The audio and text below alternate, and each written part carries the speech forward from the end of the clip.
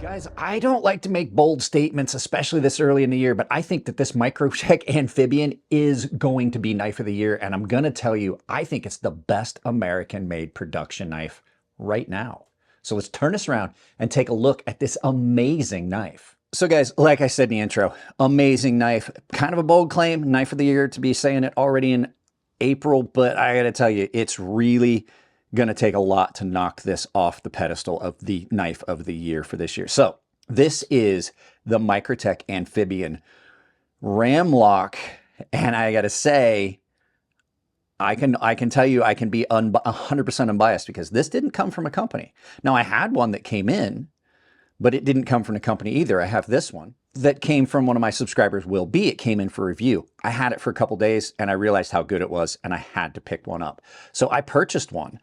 And absolutely one of the best purchases I've made in a long time. It has spent way more time in my pocket than it needs to. So let's get this one out of the way. And we're going to look at this. Now, I'm going to tell you right now, I've been a fan of Microtech for a long time. And they do have hit or miss things. But when they get it right, my goodness, do they get it right. This is the best American-made production knife I've seen in years. This is, in my opinion, probably the best one on the market right now.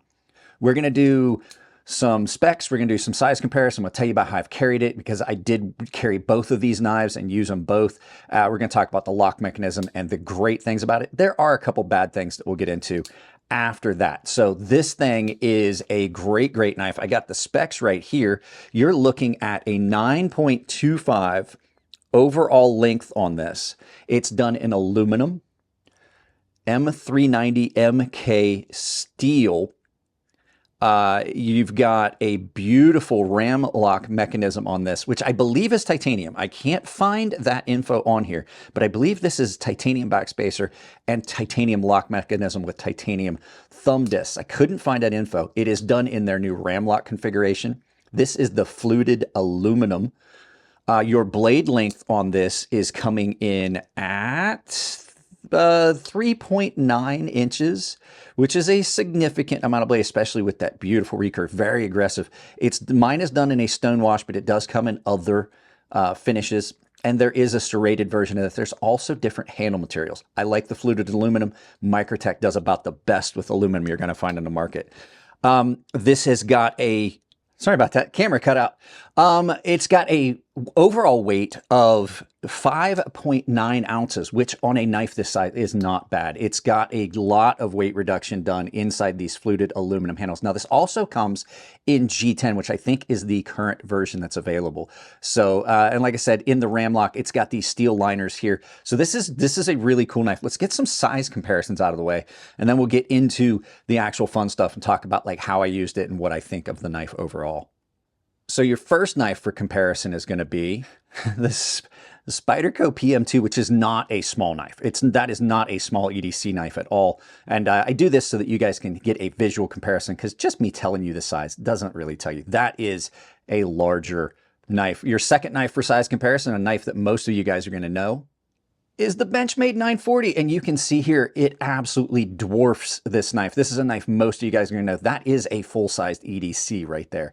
And then, as always, your final knife for size comparison is the Chris Reese Sebenza Large 21. So now let's get this out of the way. We're going to take a look at this knife because it is really amazing. So before we get too far into it, I wanted to point something out. Microtech Knives is the only company I can think of, only American manufacturer right now that I can think of, that's prices have gone down over the years. Like everybody else's prices are going up. Microtech's went down. My first Microtechs were 420, 410 in that price range. And they were great knives. The DOC, I think, was $430 when I bought it. This is $302 right now. Their prices have went down. It's under $350. Everybody else's prices have went up. Their prices have went down, but their quality has not suffered. So that out of the way, let's talk about how great this is. I love this knife overall, just the overall appearance and everything.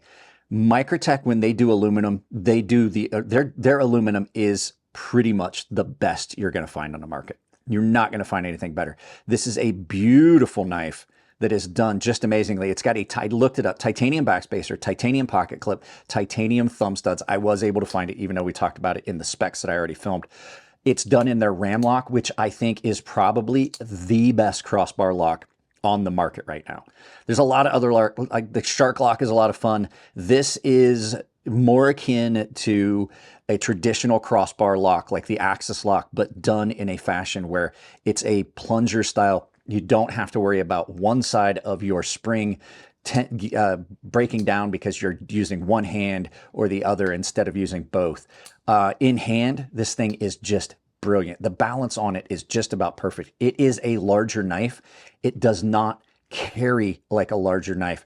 In hand, extremely comfortable. It's got this curvature in the handle that just drops it down into the cut that allows it to be both really functional for a day-to-day cutter, but if you're looking for something that fits that tactical-esque, niche that you want, it's going to scratch that itch. It's got that really aggressive line. It aligns itself with a cut really, really well. The aluminum handles with all this fluting, when I first got it, I was afraid they were going to be slippery. They're not. As long as you're making the conscious thought that, like, if your hands are wet, it might be a little bit more slippery. Action on this is incredible. I do have to say that this one is smoother than this one, and this one has skiff bearings in it. So once again, I don't put a lot of stock in the skiff bearings. Beautiful assembly on this. They're no longer using proprietary hardware, so you can just take this apart with your T8 and your T15. If you need to take these off to clean underneath them, this is a T6. The thumb disc, at first I thought it was in a bad position, just absolutely brilliant. The action on it, super, super smooth. Then we look at this blade. Awesome drop point blade with a big recurve, nice belly here, looks aggressive, but as far as cutting, this thing is very thin behind the edge. I think this is the thinnest behind the edge Microtech I've ever handled. It's got a very good edge on it from the factory, and I have had to do nothing to maintain it. As far as, I've cut a bunch of cardboard. You can see there's some scratching and stuff on it. I've cut a bunch of cardboard with this, and the edge has held. The only thing I've had to do is just some minor stropping, and it's come right back up. I don't know. A lot of people are saying that Microtech runs their steels soft. I'm not seeing it on this one. I never had a problem with any of their LMAX stuff. I don't think I've ever had any knives in any other. I may have one other one in M390, but it's a switch. It's an OTF, so I don't do a lot of cutting with it. This seems to be doing really well with the stuff I've been doing. But with me working nights, I have not taken it out and done a bunch of hard, wood cutting and things like that. I did cut a little bit on wood. I can say it's super comfortable. This is probably one of the best pocket clips. This is going to be a longer video, guys. This knife is just amazing. This is probably one of the best pocket clips you're going to find on any Microtech knife. And it's one of the best pocket clips you're going to find on a knife, period. It's got this, just the thought that went into this, a little bit of jimping so that when you reach down your pocket to grab it, you've got a little bit of extra grip right here. And I didn't think that that was going to matter that much, but it does. It absolutely does. Reversible pocket clip with screws and a plate to keep it clean underneath there. And then just the overall look of the knife is very, very futuristic. So this drop point blade has been brought down at an angle, and you've got this area up here with some jimping that you can get in on, and it's just superbly comfortable. There's jimping back here, so you can get back here. Really, really good jimping here. And then just the access to that lock is just about perfect. Now, I like the ram lock. The problem I had with the ram lock stitch was I think it was out of sorts with stuff. I love the stitch. It used to be my favorite Microtech knife. This has actually topped it. But I think that the stitch does better as a different lock mechanism, like a subframe lock or a frame lock. This knife excels in this format with this ram lock. It's just absolutely amazing. And then just the lines on this knife. Typically not a fan of jimping on this, but this gives it a very futuristic look. This is something that looks like it stepped out of the far future. And I'm absolutely in. I don't even mind the lanyard hole when you get down to it.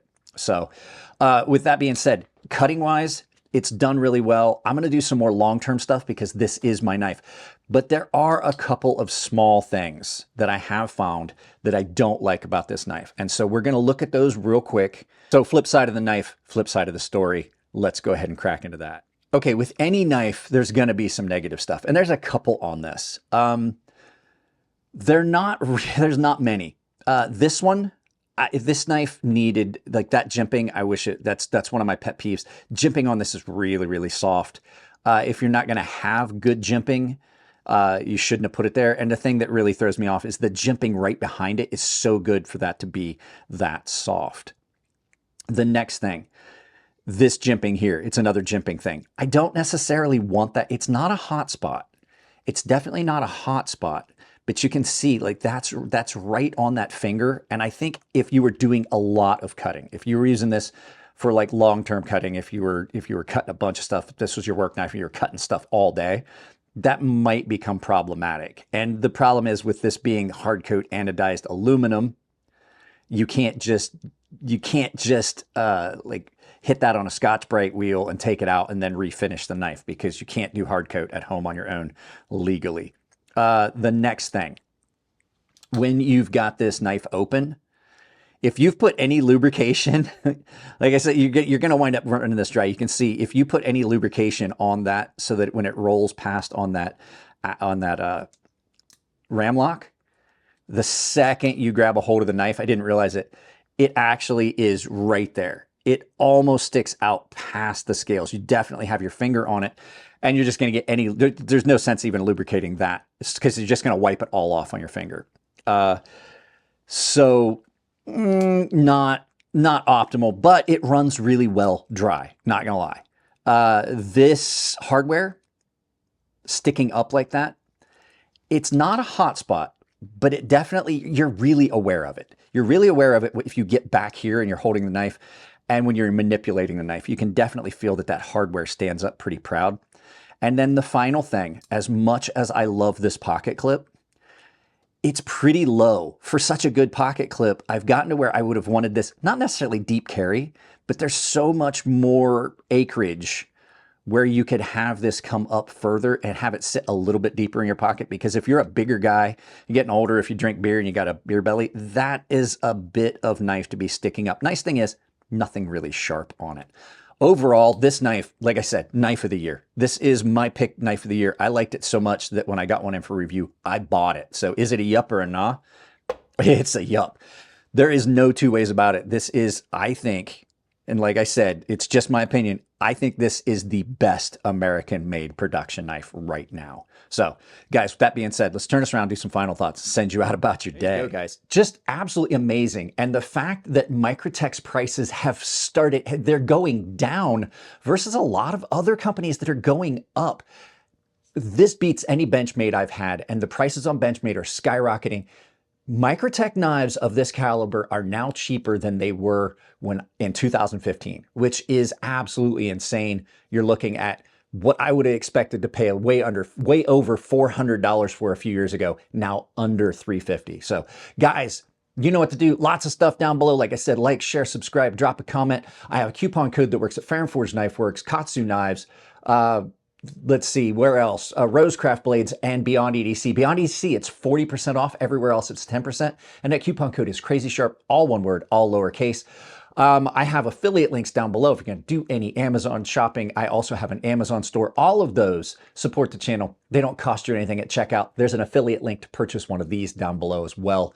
Coffee Brand Coffee Tempered Trail, there's discounts built into those links for my sponsors. And I have a membership down below. Join the membership. I do giveaways, exclusive content, premium tier sharpening tutorial series, and there's a private Discord. And speaking of Discord, there is a public Discord down below. I'm going to put a fresh link in because somebody keeps telling me it's expired, even though I know it works. But you can join my public Discord. It says join the community. You can hang out there and just have fun. Guys, that's it on this one. I love you all. Keep it clean in the comment section. If it's your birthday, happy birthday. And I'll see you in the next video.